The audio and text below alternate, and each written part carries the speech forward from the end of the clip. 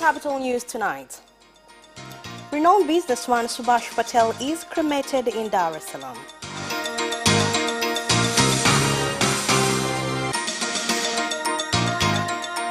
Prime Minister Kassim Majaliwa takes stern action on directors of Mwanza, Chato and Kahama for misuse of power.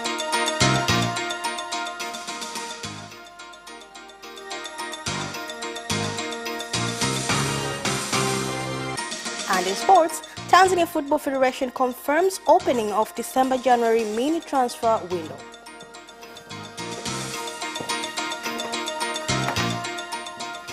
Good evening, this is Capital News at 9:30. My name is Nasma Mwambe. Let's get started with the national news. The body of renowned businessman and chairman of Motisan Group, Subhash Patel, has been cremated at the Hindu Cemetery in Makumbusho, Dar es Salaam, at a funeral read by former fourth-phase government president, Dr. Jakaya Kikwete. The cremation was preceded by last respects, which were attended by leaders, members of business community and Tanzanians before his body was taken to Mikocheni industrial area, where the late Subhash Patel had several industries so that employees could give their last respects.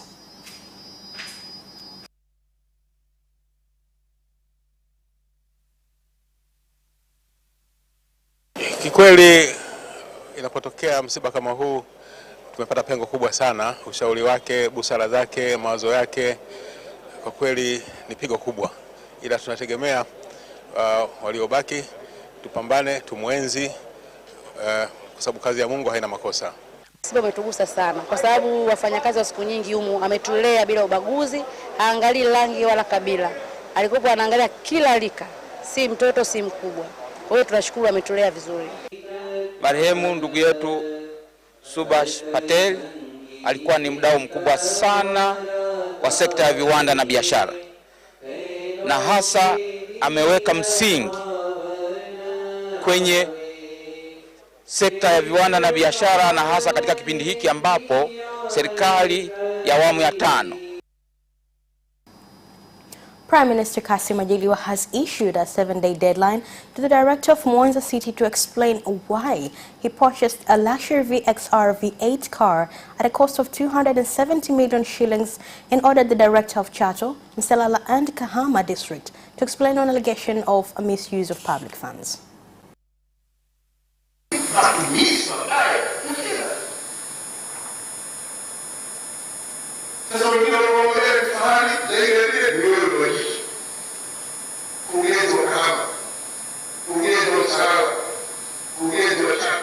I'm giving you 7 days to give an explanation why you advised councillors to buy very expensive vehicles and the municipal council buying a vehicle that is more expensive than the area you're serving. A 7-year-old child was killed and 23 passengers were injured after a bus belonging to a first investment company with registration number T965 DST traveling from Kahama District, Shinyanga region to Musoma District, Manyara region overturned at Nyakato area along the Kahama-Shinyanga to Mwanza Road.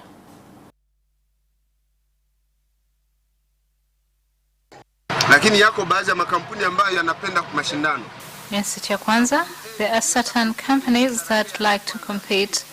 Company A wants to get there first in order to get more passengers.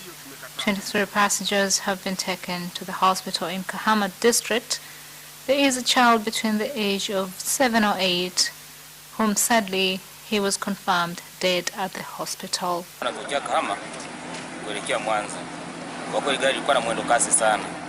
The bus was going at a very high speed.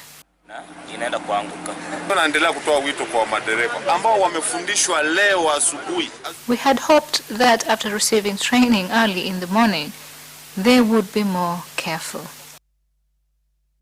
More than 74,000 students who passed to start secondary school education will start school late due to shortage of classrooms facing 17 regions, with Dar es Salaam leading in need of more classrooms. This was revealed by the Minister of State's President's Office for Regional Administration and Local Government, Suleiman Jafo, when announcing selection of students who will join Form 1 next year. Jumla ya wanafunzi 74,166 sawa na 8.9%. A total of 74,166, equivalent to 8.9%, including 34,861 boys and 39,305 girls, were not allocated schools due to a lack of enough classrooms.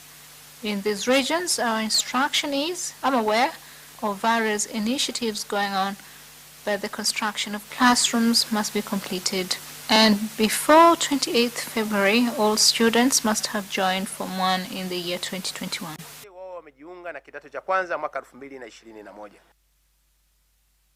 Minister of Minerals Dr. Biteko has said miners at Tanzanite mines in Mirerani, Simanjiro District, Manyara region, found to leave the mines with minerals without following procedures will have their license revoked and legal action taken against them. Minister Biteko gave the warning when addressing small miners, mineral buyers and other stakeholders at a meeting held at Mirerani Tanzanite mines. A letter must be written to all mine owners. Inspection of mines will be under respective mine managers, and before anyone leaves, he must be searched.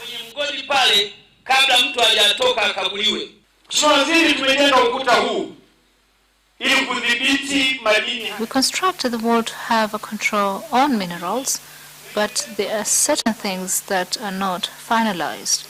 Entry is easier but not exit. We're asking you to look into the issue concerning VAT. The incident of canning of three students from Sinoni Secondary School in Arusha who stole and sold school chairs to scrap metals dealers who were also canned by the district commissioner to punish them for the offense has been received with mixed views. It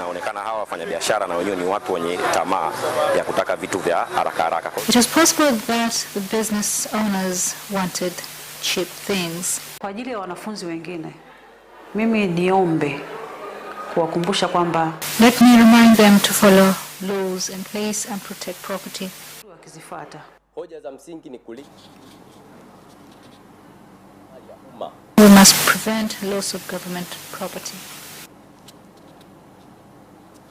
Completion of construction of the new 510-meter Wami Bridge and the 2.1 kilometers road connecting Chelinzi and Segera in Coast Region has been delayed due to various reasons, include climatic change. We are asking you to put pressure on the engineer so that this bridge uplifts our economy. Kipindi cha mwezi wa kwanza hadi wa 5 kulikuwa na In the period between January and May, there was COVID-19, so the contractor could not carry on with work, which has caused the delay. It is difficult for our children to go to school, especially during the rain season. And that is the end of the national news. International news comes next after the break.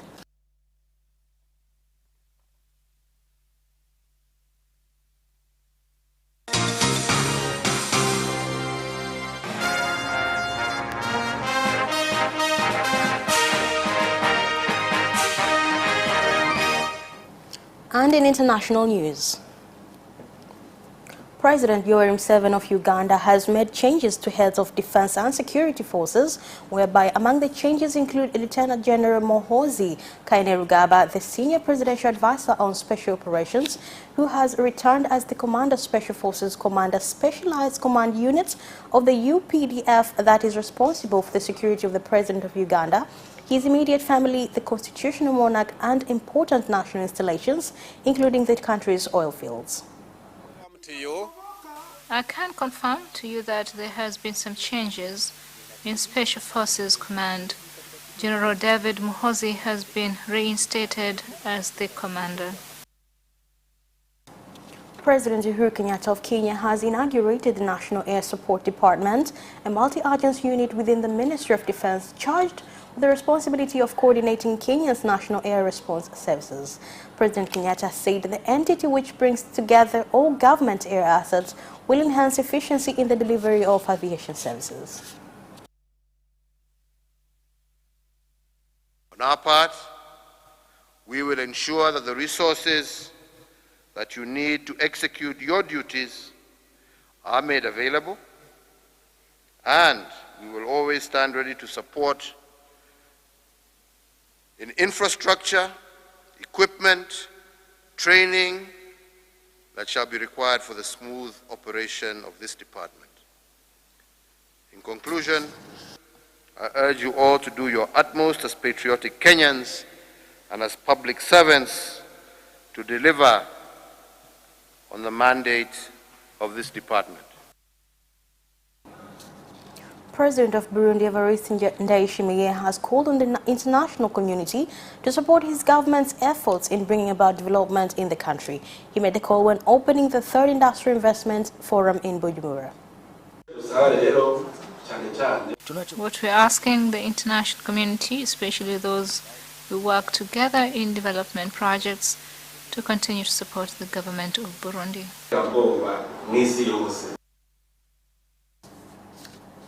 And that is the end of international news. Business comes next after the break.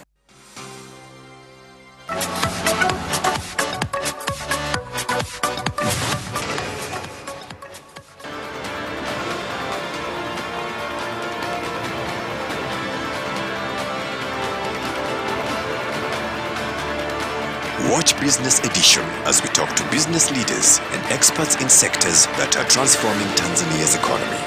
We believe that the driver is the customer. To change the mindset of traditional HR to the digitalization. Make sure that everybody can get some access to financial services. And once we understand the vision of our leaders, we then need to be behind them and help them in achieving that vision. Business have involved mercantile operations, trade guilds, or shared agricultural production, infrastructure, construction, financial sectors, tourism, and mining. Business Edition on Friday at 8:15 p.m.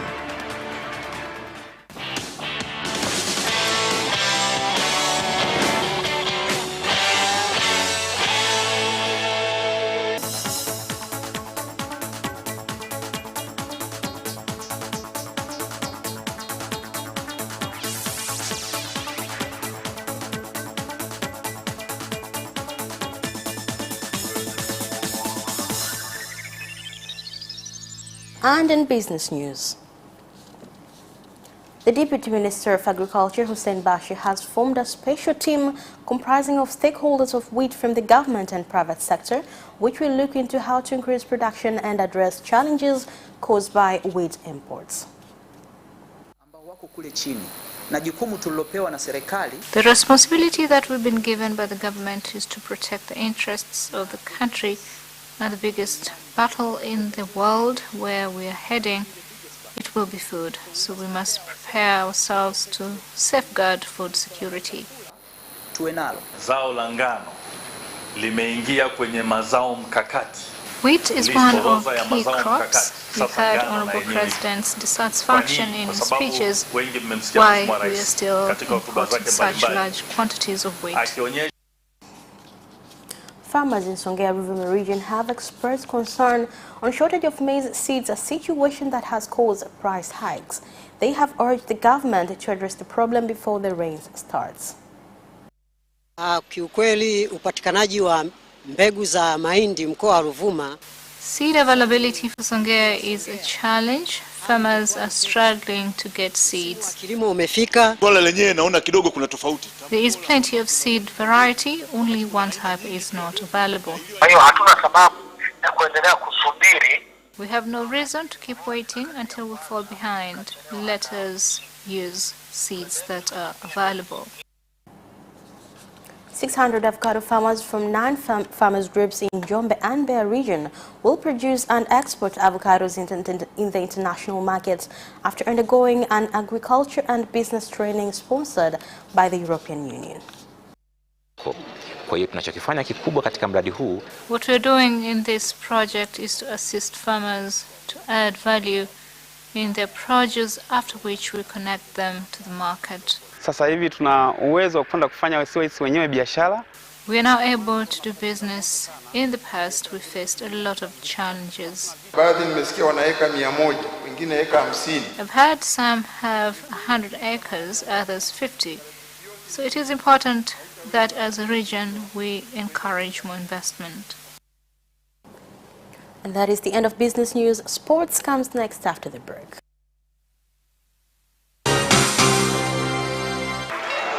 Away first time, good start from Bolt. Bolt leading a moment of going away. Gay trying to go with him, and he's going to be dragged through to second place, but he's going to win it by 2 meters.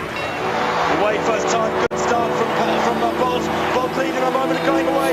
Gay trying to go with him, and he's going to be dragged through to second place, but he's going to win it by 2 meters.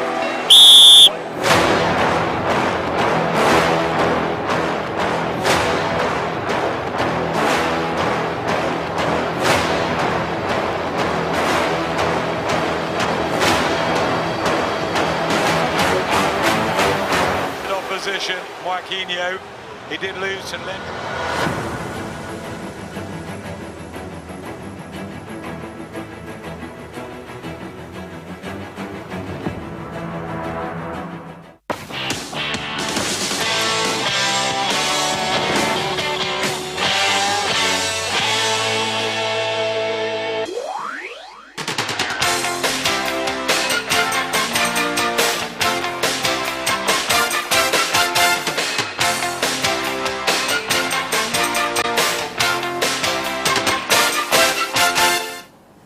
And in sports, Tanzania Football Federation TFF has confirmed the opening of December-January mini transfer window. Here's the report. There has not been much hype around any particular players in big teams. Azam FC, Simba Sports Club and Yanga Sports Club are expected to bolster their squads nonetheless. The 2020-21 mini transfer window has been opened from December 16th and will shut close on January 15th. Simba have already signed Ugandan international Tadeo Lwanga, who is expected to offer more depth and provide an option in midfield, especially with the absence of injured Gerson Fraga. Azam are also expected to buy more players and strengthen a side that has seen their performances take a nosedive in the last few games despite a strong season opening. For Yanga, not much business is expected, given that the players signed in the previous window have settled and have shown the capability to fight for the league title. Tusilaki Sinde, Bakari Momnyeto, Mukoko Tonombe, Michael Sarpong and Yakuba Sonia are the stars who came in and claimed positions in the first team more regularly. The National Baseball and Softball Championship will take place from December 20th to 21st at the Azania Secondary School grounds in Dar es Salaam, with 12 regional teams participating. The preparations are proceeding well. We have prepared accommodations for the teams from other regions. We have prepared areas of accommodation for coaches and their players who will be at the YMCA hostels. On the 19th, we have organized a one-day training for coaches, so the TAPSA Technical Committee has prepared all the things for the training. Tottenham head coach Jose Mourinho has suggested he is treated differently than other Premier League managers, claiming he would be sent off if he behaved the same way as Liverpool boss Jurgen Klopp. Here are more details. Mourinho's side fell 2-1 to the Reds in dramatic fashion on Wednesday as Roberto Firmino's 90th minute header settled the top of the table clash at Anfield. Tottenham had just 24% possession and 2 shots on target compared to Liverpool's 11, but they could have been easily escaped with a point or even all 3 had Steven Bergwijn or Harry Kane have put away good chances in the second half. At the conclusion of the match, Mourinho and Klopp exchanged words on the touchline. When asked what was said, Mourinho said he told Klopp that Spurs deserved to win the match and that there's a double standard when it comes to coaching behavior. Son, who means Tottenham's equalizer, should not have stood despite a VAR review ruling it was a good goal, according to Liverpool coach Jurgen Klopp. Here's more. Controversy surrounding the Spurs goal, which cancelled out Mohamed Salah's opener, the Reds secured all 3 points with a 2-1 victory via a late Roberto Firmino header to move 3 points clear of their opponent at the top of the Premier League table.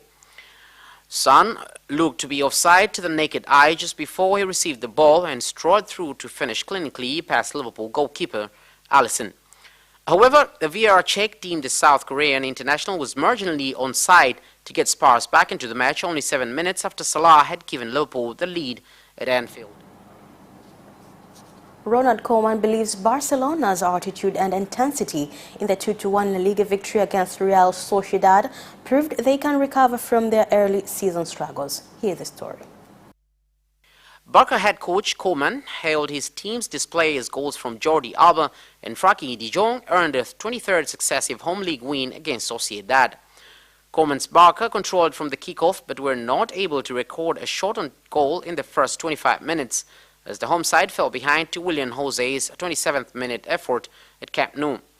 Barcelona played a more reactive game after half-time against the second-place La Liga outfit, logging only 38.6% possession as they protected their lead.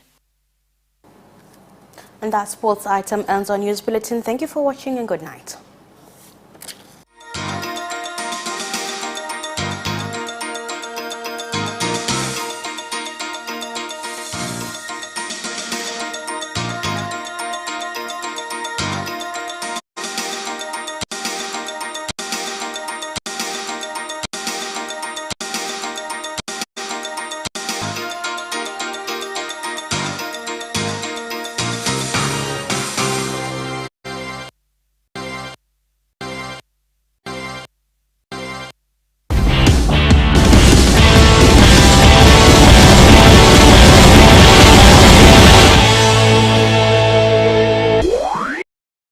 You can watch Capital News live on our social media accounts, YouTube Capital TV and Facebook Capital Television Tanzania from Monday to Friday at 9:30 p.m. Don't forget to subscribe and put notification on.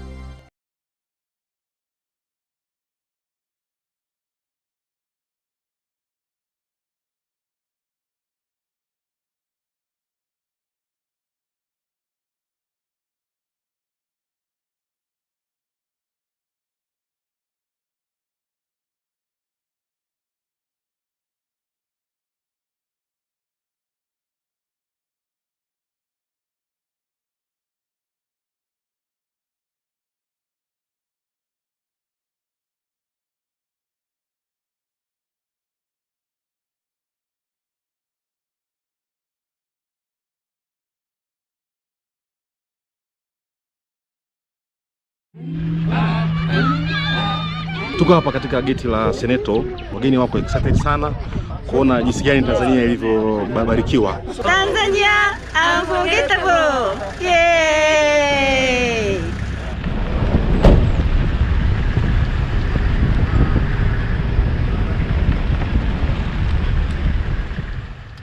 I see 5 lions.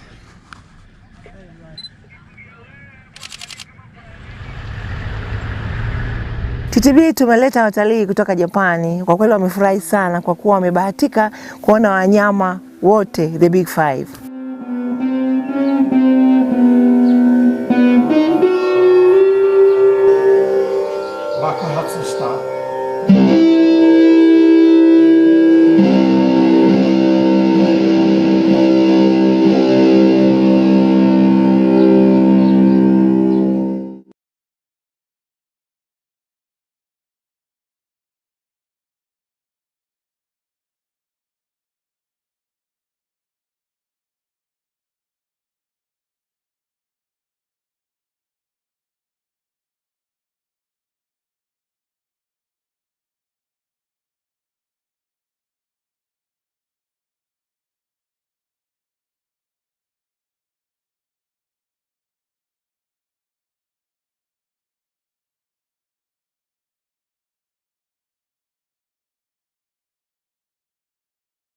My face, the way I move, all of these can be turned into unique biometrics and be used to identify me.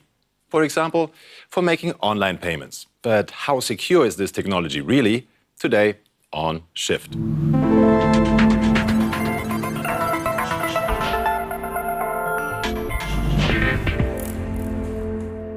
When I wait at this bar, a system registers my face and lets the barman know which customer is next in line. I've never found my face more useful.